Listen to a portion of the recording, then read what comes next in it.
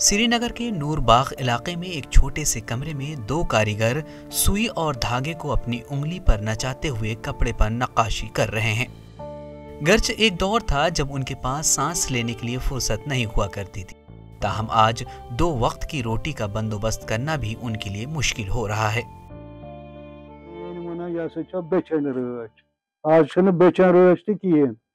आज बेचमुन नेरान सुबह सह ₹1,000 दोहस ₹100 हथ तह फलान ये वनान प्रत सात दिवान क्या लुकन दिमा बतौल सिर्फ वनोक अक दो $9,000 दिमो सब्सिडी करो ये दिमो सब्सिडी पे मगर तथ अगन खुद दगन वापस।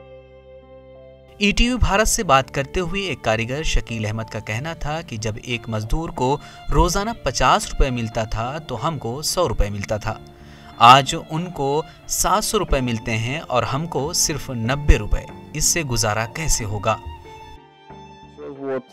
टाइम मान करान जद तम पे मल सन तम पे मगर सानो बचो कोर यह कह वजह जेनान इंसान कह मजूर अक वक्त ₹50 जेनान हथ बुझ मजूर वो ₹97 पे जनाब जेनान हथ ₹90 अगर बच्चे लगो ये कर यी नड़ बराबर खुदा न। वहीं उनके साथी मेराजुद्दीन का कहना था कि हम हर किस्म के कपड़े पर काम करते हैं, यहाँ तक कि मजहबी उलमा के गाउन पर भी कारीगरी की है, लेकिन अब मशीन के आने से हमारा रोजगार काफी मुतासिर हुआ है। मशीन से गर्च काम जल्दी हो जाता है लेकिन हाथ जैसी सफाई नहीं होती। सिल्कस पे रफलस पे कॉटन बाकी चीज मोल भी तमिस ये चग सोस ब्रो काल पत काल आज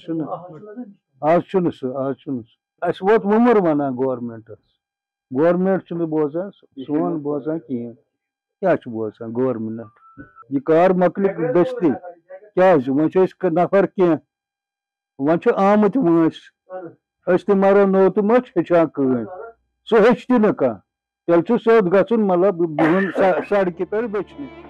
काबिल जिक्र है कि आरी काम के साथ वादी की खवातीन भी मुंसलिक हुआ करती थी। ये उनके इजाफी रकम हासिल करने का जरिया हुआ करता था, ताहम अब वो भी इस काम से किनारा कशी इख्तियार कर चुकी हैं। ईटीवी भारत के लिए श्रीनगर से जुल्फी की रिपोर्ट।